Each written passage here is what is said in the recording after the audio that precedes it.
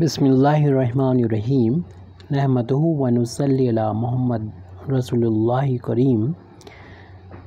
Differential equation के simultaneous linear differential equation में सबसे बड़ी प्रॉब्लम होती है इस तरीके की जो इक्वेशन होती है d x upon p d y upon q d Z upon r को सॉल्व करने पे। यहाँ पर पी क्यू आर कॉन्स्टेंट हो सकते हैं या फिर ये एक्स बाई जेड के फंक्शन हो सकते हैं। तो हम यहाँ पर रूल 3 की बात कर रहे हैं। डिस्क्रिप्शन में आप रूल 1, 2 और 4 को देख लीजिएगा for solving the equation this. तो इसके समझने के लिए रूल 3 को समझने के लिए मैं एक एग्ज़ाम्पल आपके सामने रखते हैं जो हमें सॉल्व करना है। यानी एक डिफरेंशियल इक्वेशन है simultaneous d x upon m z minus n y is equal to d y upon n x minus l z is equal to d Z upon l y minus m x. अब rule 1 और 2 को पहले हम apply करने की कोशिश करते हैं और अगर वो अप्लाई नहीं हो पाते हैं तो फिर हम ये 3rd रूल पर आते हैं। 3rd रूल में हमें देखना होते हैं कि देखिए 1st रूल में क्या था कि दो हमने आपस में इक्वेट किए कोई भी फ्रैक्शंस। तो डी एक्स है तो यहाँ पर एक्स यहाँ पर जो फैक्टर होना चाहिए एक्स और वाई में ही होना चाहिए क्योंकि डी एक्स और डी वाई वालों को इक्वल किया है। लेकिन यहाँ पर z भी आ रहा है और वो हमें किसी भी तरीके से कैंसिल होता हुआ नज़र नहीं आ रहा। जैसा कि एग्ज़ाम्पल हमने ऐसा लिया तो ऐसी सिचुएशन इन दोनों के लिए भी है या इन दोनों के लिए भी, कोई भी आप दो को आपस इक्वेट करेंगे तो हमारे लिए रूल 1 को अप्लाई करना इम्पॉसिबल हो जाएगा। जब रूल 1 नहीं अप्लाई हो पाएगा तो 2 भी नहीं हो पाएगा। तो फिर हम रूल 3 की बात कर लेते हैं। रूल 3 में क्या होता है कि आपको मल्टीप्लायर्स ढूंढना होते हैं। मल्टीप्लायर्स का मतलब यहाँ पर है जैसे कि हमारा ये ओरिजिनल इस तरीके की प्रॉब्लम है।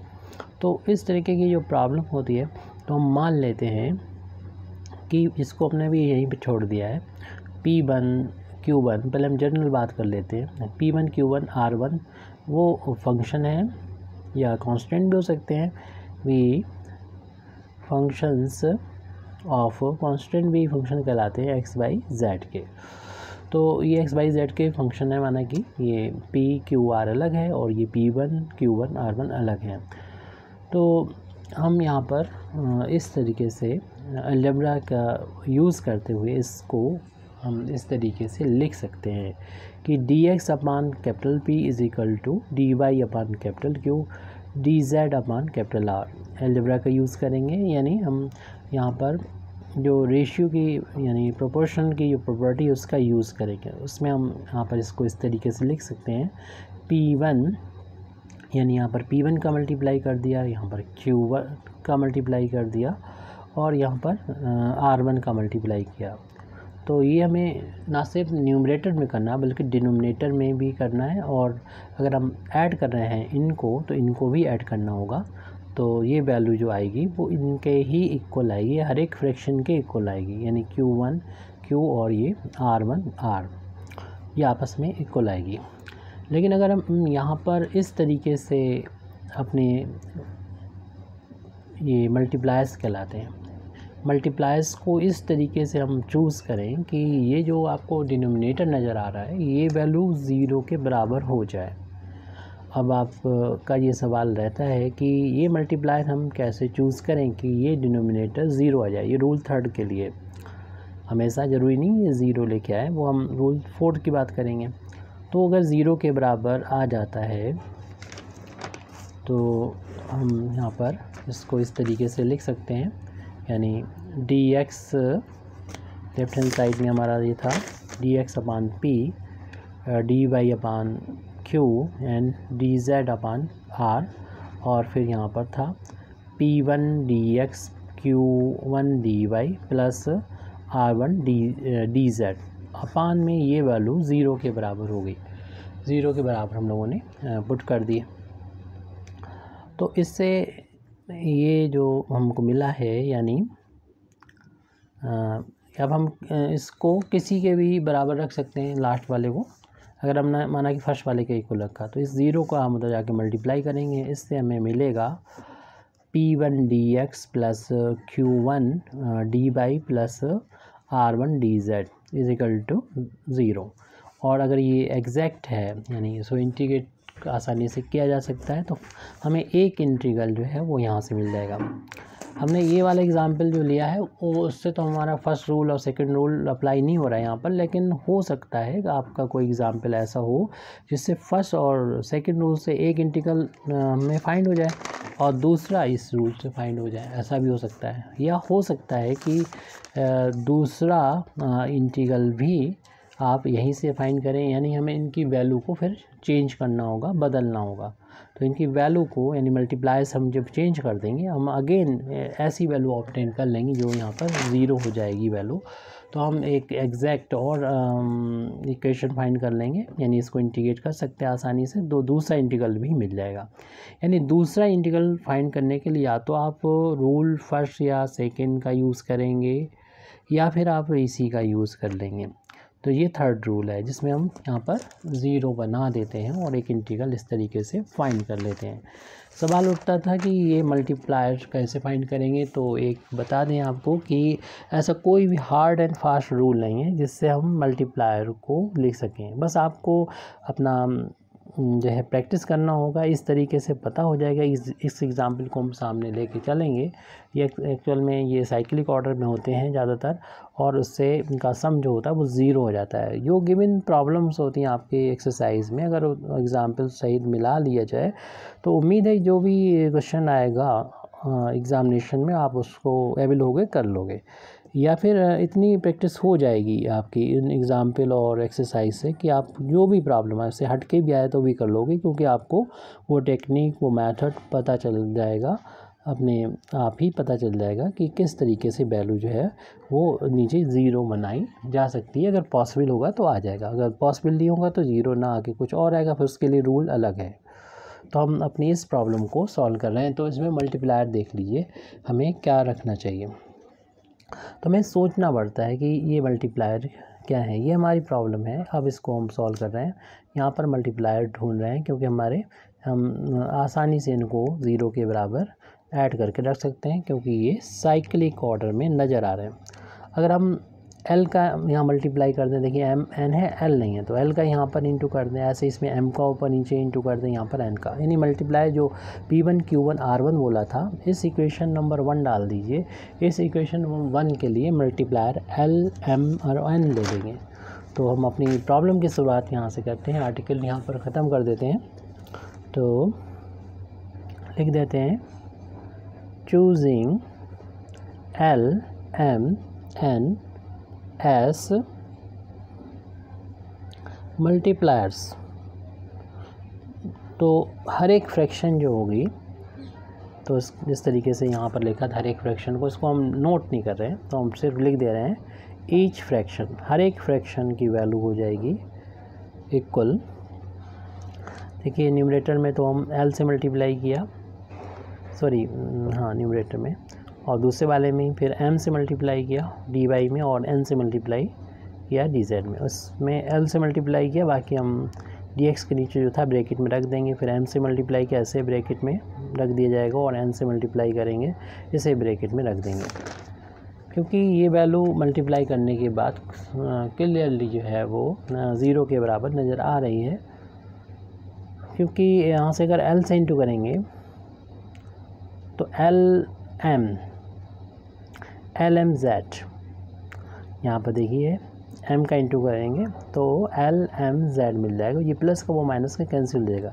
साइक्लिक है बिल्कुल, z y x z y x, इसलिए हम लोग इस मल्टीप्लाई को ढूंढ के ऐसा देखेंगे कि ये ज़ीरो के बराबर आ जाए। ये वैल्यू कितनी थी, एम जेड माइनस का एन वाई, फिर नेक्स्ट वैल्यू थी n x minus l z, फिर है next l y minus m x. एक जैसे टर्म आ जाएंगे। अगर हम ब्रैकेट ओपन करेंगे लाइक टर्म आएंगे, कुछ पॉजिटिव, जितने पॉजिटिव होंगे उतने निगेटिव। यानी मेरे कहने का मतलब ये है LMXZ अगर पॉजिटिव है तो हमें निगेटिव भी हमें मिल रहा है यहाँ से। ऐसे यहाँ पर ये आपको देखना पड़ेगा और ये प्रैक्टिस से आ जाएगा। NLY इसका इंटू यहाँ किया, फिर ऐसे ही हम इसमें मल्टीप्लाई करेंगे तो MNX माइनस का आ जाएगा LMZ। ऐसे ही हम मल्टीप्लाई किया प्लस का LNY माइनस MNX। तो देखेंगे ये माइनस प्लस कैंसिल, ये प्लस माइनस कैंसिल, ये सारे प्लस माइनस कैंसिल हो गए। न्यूमरेटर में जो बचा है वो हर एक फ्रैक्शन के इक्वल है, और जब हम इसको किसी भी एक फ्रैक्शन के इक्वल रखेंगे तो अपान में ज़ीरो के इक्वल होने से ये जो वैल्यू है वो ज़ीरो हो जाएगी। यानी ये हमें मिल जाएगा ज़ीरो के equal LDX plus MDY plus NDZ। क्योंकि यहाँ पर XYZ ही वेरिएबल है तो ये कांस्टेंट हो गए, कांस्टेंट हो गया तो ये वैल्यू जो है वो एग्जैक्ट बन गई। तो इसे आसानी से हम इंटीग्रेट कर सकते हैं। लिख देंगे ऑन इंटीग्रेशन। जब हम इंटीग्रेट करेंगे तो वैल्यू मिलेगी, L तो कांस्टेंट है बाहर आ जाएगा, और D 1 का इंटू मान लेंगे, 1 का इंटीग्रेशन x के रिस्पेक्ट में x हो जाएगा। ऐसे यहाँ पर m और इसका इंटीग्रेशन हो जाएगा y और NZ, और कांस्टेंट यहाँ पर इंटीग्रेशन C1 लिख लें और एक रिलेशन से इक्वेशन नंबर 2 डाल दें। यानी इक्वेशन नंबर जो 1 गिवन था उसका एक इंटीग्रल हमें मिल गया है। अब सेकंड इंटीग्रल के लिए भी देखिए, जिस तरीके से ये साइक्लिक था MN N पे ख़त्म MN से शुरू हो रहा है, L पे ख़त्म L पे शुरू हो रहा है, M पे ख़त्म M से शुरू हो रहा है। जिस तरीके से LMN के लिए ये साइक्लिक है उसी तरीके से हम देख रहे हैं कि ये XY के लिए भी, XYZ के लिए भी साइक्लिक है। XYZ के लिए भी साइक्लिक उसी तरीके से है। तो हम यहाँ पर मल्टीप्लायर्स भी इसमें देखिए y और z आ रहे हैं तो x यहाँ पर ले लेंगे, यहाँ पर y ले लिया जाएगा। तो आप देख लीजिएगा कभी कभी ये आपस में बदले हुए होते हैं तो माइनस y भी हो सकता है या माइनस z भी हो सकता है मल्टीप्लायर। तो कभी कभी कुछ कांस्टेंट के साथ में भी मल्टीप्लाई करना होता है। अभी जैसे वेरिएबल XYZ ले रहे हैं, कांस्टेंट अभी इससे पहले वाले में सिर्फ कांस्टेंट ही लिए थे हम लोगों ने जो कि LMN थे। कभी कभी नंबर्स में होते हैं यहाँ तो LMN जो है वो आर्बिट्री कांस्टेंट के तरीके से हैं ये। तो अगर हम दोबारा से चूज़ करते हैं, again choosing XYZ S multipliers, तो देखेंगे कि डिनोमिनेटर ज़ीरो होता हुआ नज़र आ रहा है हमको। तो हर एक फ्रैक्शन जो होगी, ईच फ्रैक्शन, तो जो रूल हमारा ये थर्ड चल रहा है तो ज़रूरी नहीं आप दोनों ही इंटीग्रल आप इसी मेथड से फाइंड करें। तो पहले और दूसरे से हो जाएंगे हमारे, चूँकि एग्जाम्पल हमने इस तरीके से ये ले रखा है इसमें फर्स्ट और सेकंड अप्लाई ही नहीं हो पा रहा है, तो इसलिए हमें इसी का दोबारा से यूज़ करता हुआ आसानी से नज़र भी आ रहा है। क्योंकि इस तरीके की प्रॉब्लम साइक्लिक होती है, बहुत आसानी से नज़र आती है कि ये आपको रूल थर्ड का यूज़ करना है, यानी डिनोमिनेटर आसानी से ज़ीरो होता हुआ नज़र आ जाता है, वो प्रैक्टिस से आ जाता है। तो ईच फ्रैक्शन जो होगा वो इक्वल हो जाएगा, आपने मल्टीप्लाई किया x का dx में, न्यूमरेटर में पहले मल्टीप्लाई करते हुए लिख दे रहे हैं और उसके बाद हम इसी को डिनोमिनेटर में लिख देंगे। तो x का मल्टीप्लिकेशन हो जाएगा mz माइनस n बाई, ये वैल्यू हमारे पास ऊपर लिखी हुई है, प्लस y, और ये जो डिनोमिनेटर में थे यहाँ पर इक्वेशन नंबर 1 के, इनकी में मल्टीप्लाई कर रहे हैं, x का इंटू किया, इधर y का और z का, और इनको न्यूमरेटर में जोड़ देंगे और इनको डिनोमिनेटर में ऐड कर देंगे, ऐड कर रहे हैं। प्लस का nx minus lz plus z, जैसा कि न्यूमरेटर में करना है वैसा ही डिनोमिनेटर में भी करना है। तो हर एक फ्रैक्शन आपस में इक्वल है, तो या तो तीनों को इक्वेशन नंबर 1 की फ्रैक्शन को लिख लें या फिर आप ऐसे ही लिखते चलें कि ये अभी हमारे ये ईच फ्रैक्शन है इसके इक्वल चलेगी। क्योंकि यहाँ पर अगर ज़ीरो है तो आपको मालूम है कि ज़ीरो जब इधर लेके आएंगे तो पूरा ज़ीरो हो जाएगा और हमें सिर्फ x dx plus y d y और जेड डी जेड मिलेगा। तो फिलहाल अभी हम दिखा देते हैं, इसे मल्टीप्लाई करके दिखा देते हैं। एक्स का मल्टीप्लाई करेंगे तो एम जेड एक्स हो जाएगा, यहाँ पर एक्स का मल्टीप्लाई करेंगे एन एक्स वाई हो जाएगा। फिर इसे साइक्लिक ऑर्डर में ही लिखेंगे, एन लिखने के बाद एक्स वाई का इंटू करेंगे तो एक्स वाई लिखेंगे, माइनस एल यहाँ पर लिख देंगे वाई जेड। अब जेड का मल्टीप्लिकेशन करेंगे तो एल वाई जेड लिखें, इसका इंटू करेंगे तो माइनस एम जेड एक्स लिखें। तो आसानी से आपको नज़र आ जाएगा ये सब कैंसिल हो रहे हैं, तो डिनोमिनेटर में ये वैल्यू 0 के इक्वल आ रही है।